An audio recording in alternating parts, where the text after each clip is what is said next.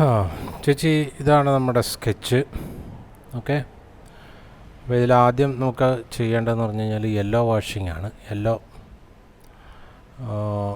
എല്ലായിടത്തും first layer എന്നുള്ള രീതിയിൽ യെല്ലോ വാഷിംഗ് ചെയ്യാം. യെല്ലോ വാഷിംഗ് എവിടൊക്കെയാണ് വരുന്നതെന്ന് ഞാൻ കാണിക്കാം.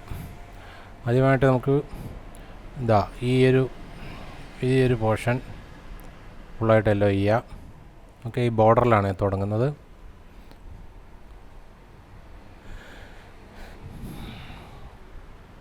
അതിനുശേഷം ഇവിടെയുണ്ട്. അപ്പം യെല്ലോ എടുക്കുന്നത് അല്പം ലൂസായിട്ട് എടുക്കണം. കാര്യം ഇത് ഫസ്റ്റ് ലെയർ ആയതുകൊണ്ട് നമുക്ക് മാക്സിമം ഒരു ലൈറ്റ് ആയിട്ടുള്ളൊരു കളർ വേണം കിട്ടേണ്ടത്. അത് കാരണം ഇത് യെല്ലോ എടുത്തിട്ട് നല്ല പച്ചവെള്ളം പോലെ ആകുകയും ചെയ്യരുത്. ആ ഒരു അളവിന് യെല്ലോ എടുക്കുക. ഓക്കെ, അപ്പോൾ ഇത് ആ ബോർഡറിലുള്ള ഭാഗത്ത് ഇതാണ് ഫസ്റ്റ്, ആ ബോർഡറിലുള്ള ഈ ഭാഗം. പിന്നെ ഇതിനുള്ളിൽ അടുത്ത സ്റ്റെപ്പ് ഇതും നമുക്ക് ഫുള്ളായിട്ട് മഞ്ഞ കൊടുക്കാം.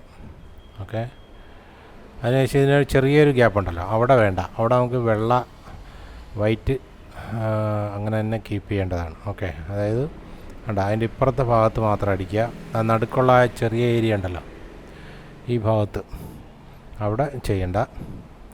ബാക്കിയുള്ള ഫുള്ള് നമുക്ക് ഇതേപോലെ എല്ലായിടത്തും ഫുള്ള് ബോർഡറിൽ കംപ്ലീറ്റ് ആയിട്ട് ആ രീതി ചെയ്യാം. പിന്നെ ഇതിൻ്റെ ഒരു കോർണറുണ്ട്, അതായത് ഈ ഒരു ഭാഗത്ത്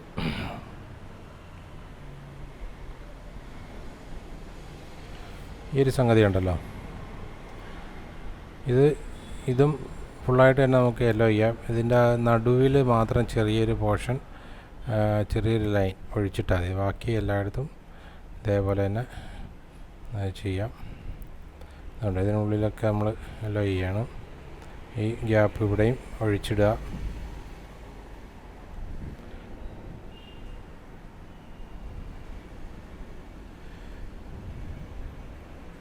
ഓക്കെ,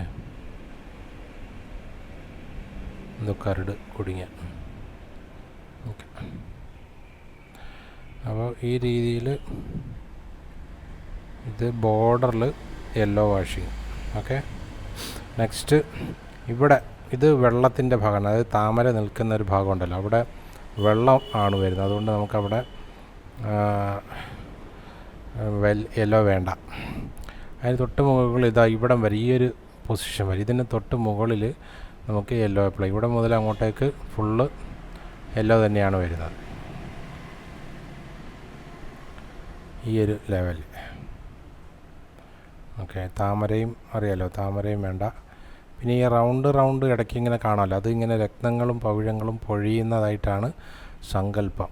ഓക്കെ, അപ്പോൾ അവിടെ നമുക്ക് വേണമെങ്കിൽ കൊടുക്കാം. കാര്യം വെച്ചാൽ രത്നങ്ങളും പവിഴങ്ങളുമാണ്. അതുകൊണ്ട് നമുക്ക് പച്ച കളർ, നീല കളറൊക്കെ ആയിരിക്കും വരിക.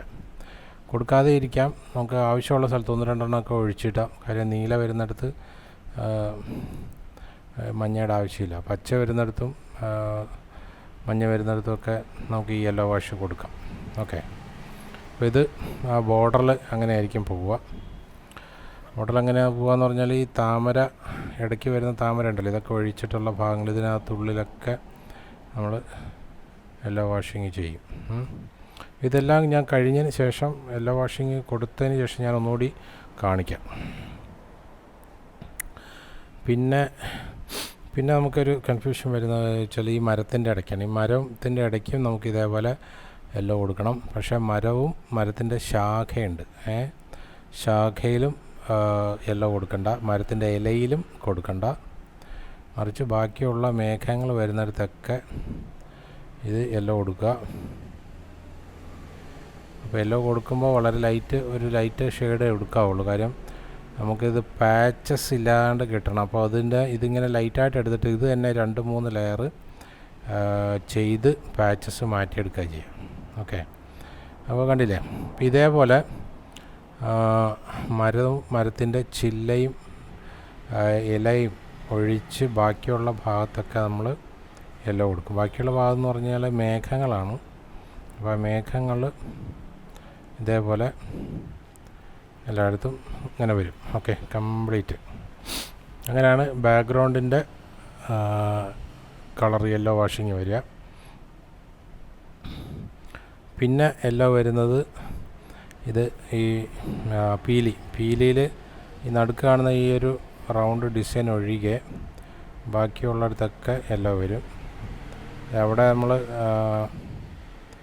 ഗ്രീൻ്റെ ഒരു ഷെയ്ഡ് കൊടുക്കുന്നതാണ്. അപ്പോൾ ഗ്രീനിൻ്റെ മുന്നേ യെല്ലോ കൊടുക്കാം. യെല്ലോ കൊടുക്കുന്നത് നന്നാണ്.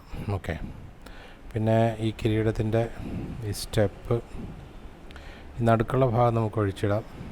ഓക്കെ, ഇവിടെ കൊടുക്കാം. പിന്നെ ഇവിടെ കൊടുക്കണ്ട, ഇത് മരമാണ്, മരത്തിൻ്റെ തടിയാണിത്, അവിടെ കൊടുക്കണ്ട, ഇവിടെയൊക്കെ കൊടുക്കാം. ഇതിനുള്ളിലേക്ക് വേണ്ട. ഈ മേഘങ്ങൾ തന്നെ നമ്മൾ ലൈറ്റ് ഷെയ്ഡ് ഈ എഡ്ജിൽ കൊടുക്കും. അത് നമ്മൾ ഷെയ്ഡിങ് തുടങ്ങുമ്പോൾ നമുക്കത് ചെയ്താൽ മതി.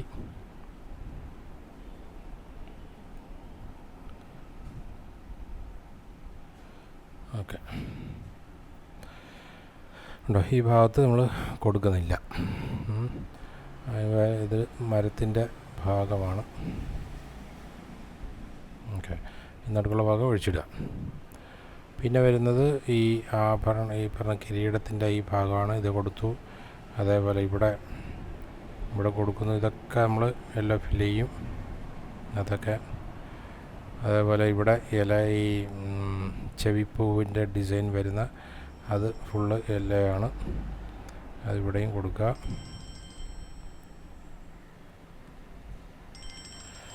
അതിനുശേഷം ഈ കിരീടത്തിൻ്റെ ഈ പാർട്ട്, പിന്നെ ഈ ഇടരേഖയ്ക്ക് തൊട്ട് മുകളിലും താഴെയും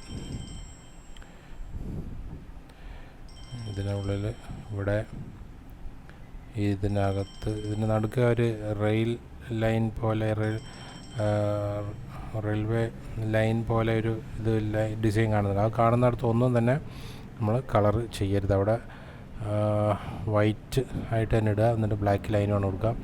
അത് ഇവിടെയുണ്ട്. ഈ നായകമണിയുടെ ഡിസൈനുണ്ട്. ഇവിടെയുണ്ട്. അപ്പോൾ അവിടെ അത് ഭാഗം ഒഴിച്ചിട്ടിട്ട് ബാക്കി എല്ലായിടത്തും നമ്മൾ യെല്ലോ ഫില്ല് ചെയ്യുക.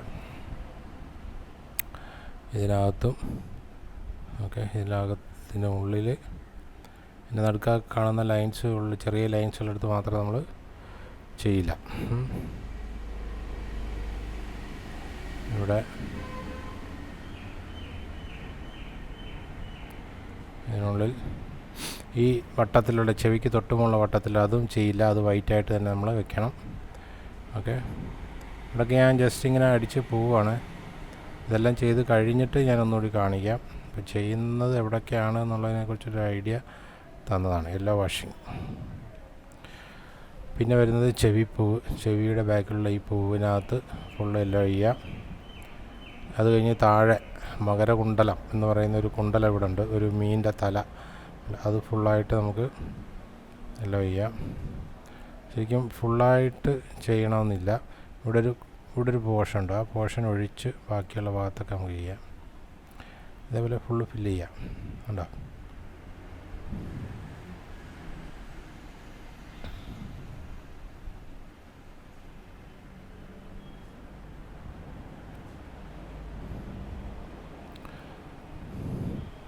പിന്നെ വരുന്നത് താമര, വനമാലയാണ്. ആ താമരയിൽ നമ്മൾ കൊടുക്കണ്ട. ബാക്കി ഇവിടെയൊക്കെ നമ്മൾ ഫില്ല് ചെയ്യും.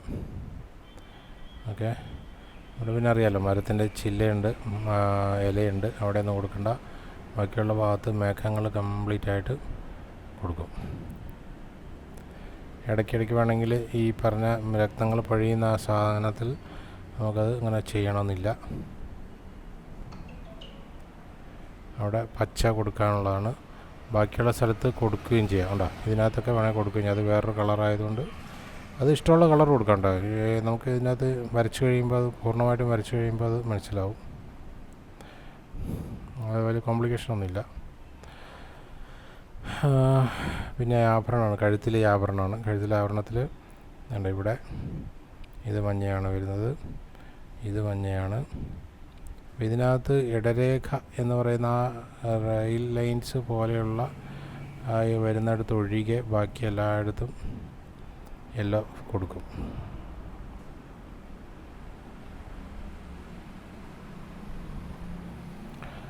ഇവിടെ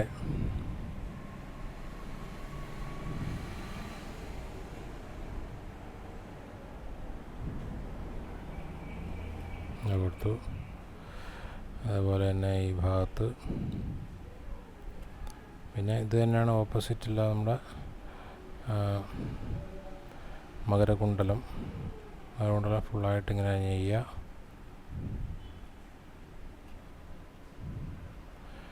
ഇതിനകത്ത് ആ കൊമ്പ് വരുന്ന ഭാഗം ഒഴിവാക്കിയിടുക. ഇവിടെയുള്ള ചെവിപ്പൂവ് ഇവിടെയും ചെയ്യുക.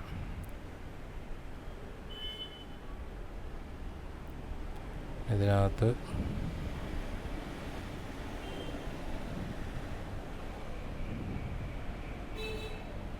ഓക്കെ. പിന്നെ ആഭരണങ്ങൾ നെക്ലേസാണിത്. ഇവിടെയൊക്കെ ചെയ്യുക.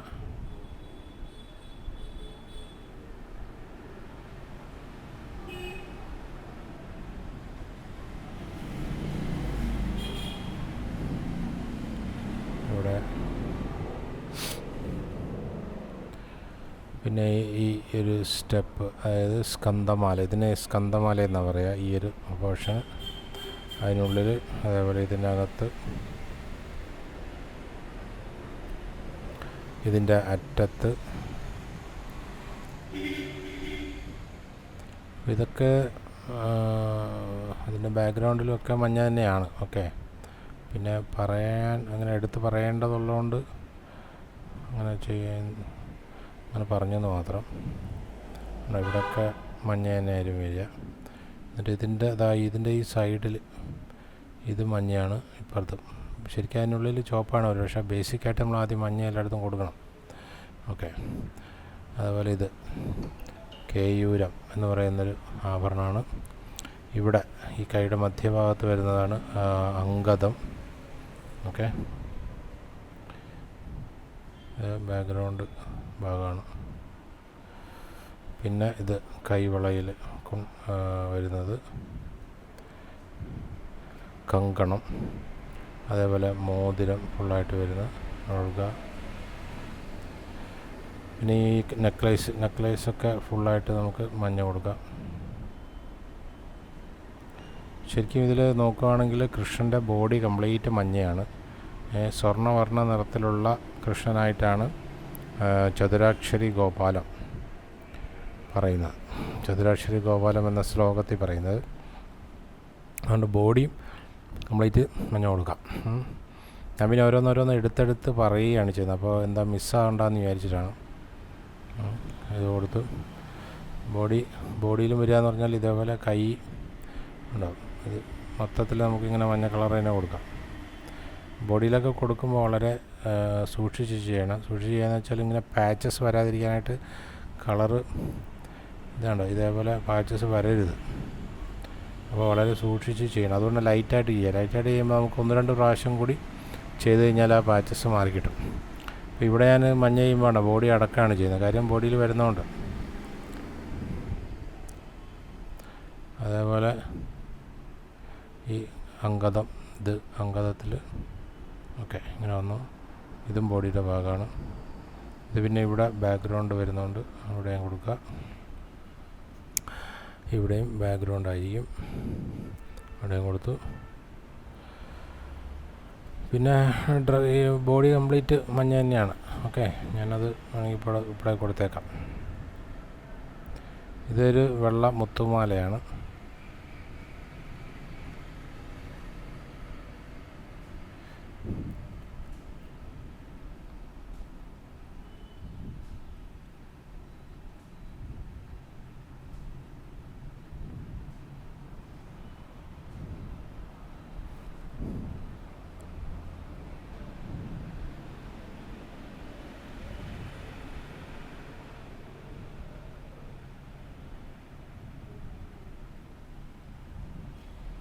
മാല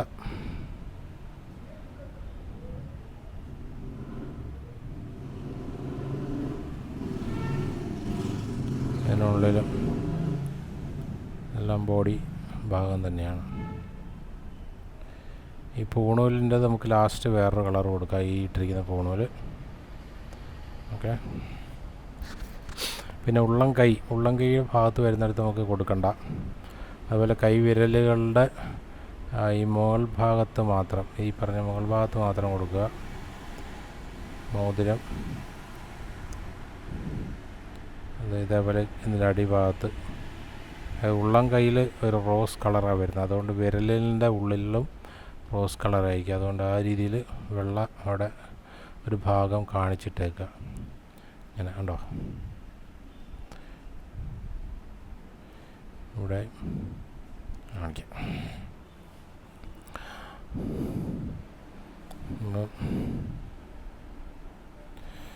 കൊടുത്തു. ഇതേപോലെ ബോഡി കംപ്ലീറ്റ് ആക്കുക.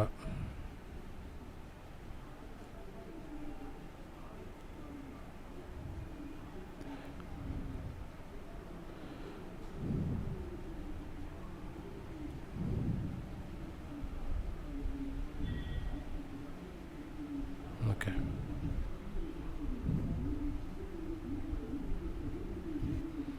കൊടുത്തു. ബോഡി ഇതായി. ഇനി ഫേസും ഇതേപോലെ തന്നെ നമുക്ക് ചെവിയുടെ എല്ലാ ഭാഗത്തും മഞ്ഞയാണ് കൊടുക്കുന്നത്.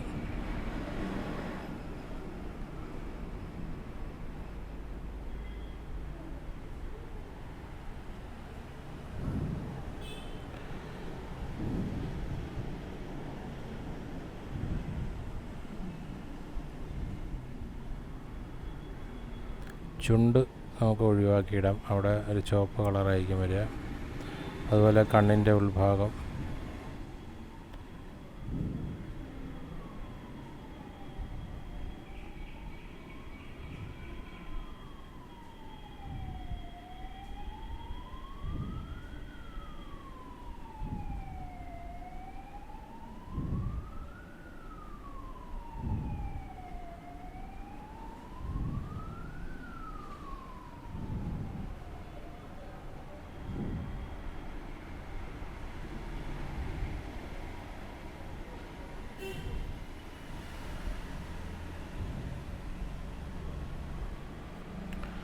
ഓക്കെ. കുറിയുടെ ഉള്ളിലും ചെയ്യുക. കഴുത്ത്,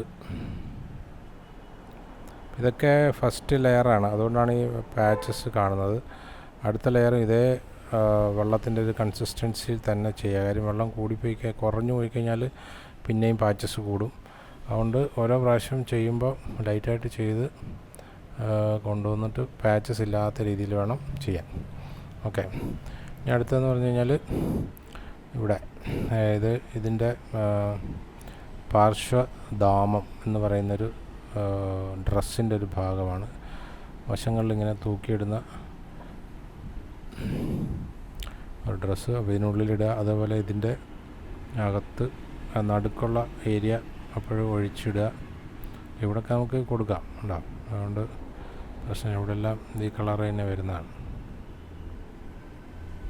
അതേപോലെ ഇതിനകത്ത് ഇതൊക്കെ വരും. അപ്പോൾ ഇതേ ഡിസൈൻ തന്നെ ഇതിനെ ഇവിടെയും കൊടുത്തു. ഇതിൻ്റെ ഉള്ളിൽ രണ്ട് വശങ്ങളിലായിട്ട് ചെയ്യുക. ഇതിനകത്ത് ചെയ്യുക. ഇത് ഫുള്ളായിട്ടും ചെയ്യുക. ഇതൊക്കെ അതിൻ്റെ ഡ്രസ്സിൻ്റെ ഭാഗമാണ്. ഇതിനുള്ളിൽ ഓക്കെ. പിന്നെ ഇരുന്നത് കാലിലിട്ട ഡ്രസ്സാണ്, അതിൻ്റെ കൂടെ ഈ ആഭരണങ്ങളും ഇവിടെ ഉണ്ട്. ഇത് ഇതേപോലെ യെല്ലോ ചെയ്യുക. ഇതിനകത്ത് കൊടുക്കുക. അരപ്പട്ട, അരയിൽ കെട്ടുന്ന സംഭവം, ഇത് നമുക്കിങ്ങനെ തന്നെ ഒഴിച്ചിടാം. അവിടെ ഒരു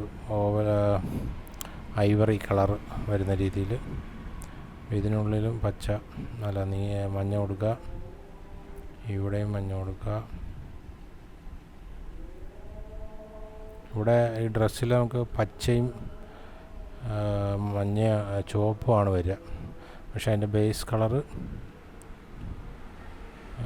മഞ്ഞയാണ്. ഓക്കെ, ഇത് ഈ ഒരു ഇത്രയും സ്റ്റെപ്പിലാണ് പച്ച മഞ്ഞയും വരിക. ഇവിടെ പിന്നെ മഞ്ഞ പീതാംബരം കളർ നല്ലൊരു മഞ്ഞപ്പട്ടിൻ്റെ ഒരു കളറാണ് വരിക.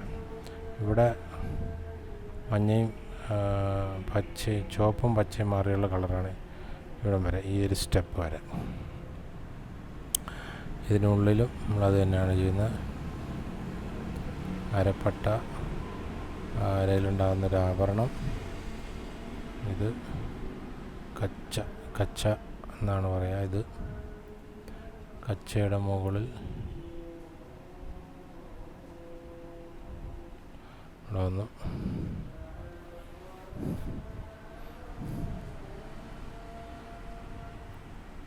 ഇവിടെ കൊടുത്തു. ഇതിനുള്ളിൽ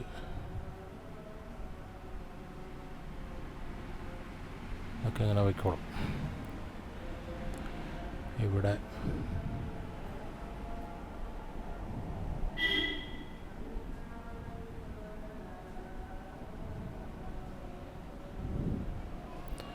പിന്നെ കച്ചയിൽ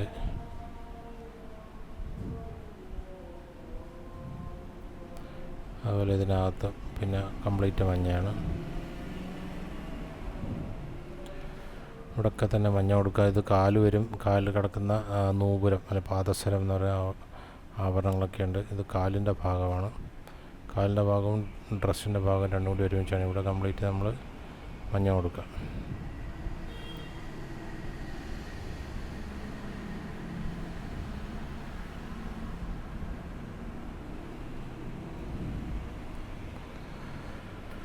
അതുപോലെ തന്നെ ഇവിടെ ഇതും കംപ്ലീറ്റ് നമ്മൾ മഞ്ഞ കൊടുക്കുന്നു.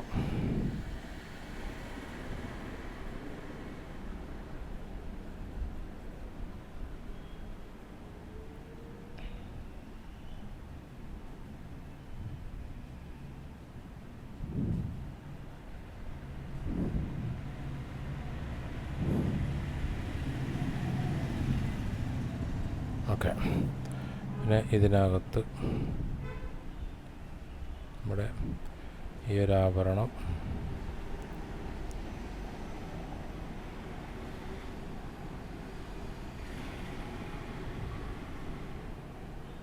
ഓക്കെ.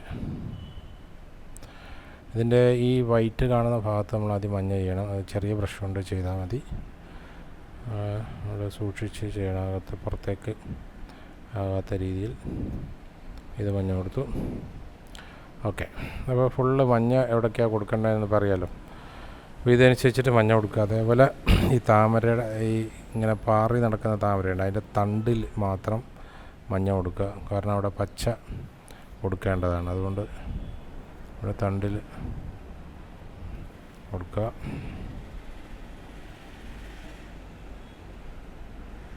ഓക്കെ, ആ രീതിയിൽ എല്ലായിടത്തും. ഓക്കെ, പിന്നെ ഇവിടെയൊക്കെ പിന്നെ ഈ ഭാഗത്തും കണ്ടില്ലേ, ഈ താമരയുടെ തൊട്ട് താഴെ ഈ ഒരു സ്റ്റെപ്പ്, ഇവിടുന്ന് താഴോട്ട് നീലയാണ് വരിക. ഇവിടുന്ന് മുകളിലോട്ട് നമുക്ക് യെല്ലോ ഫില്ല് ചെയ്യാം.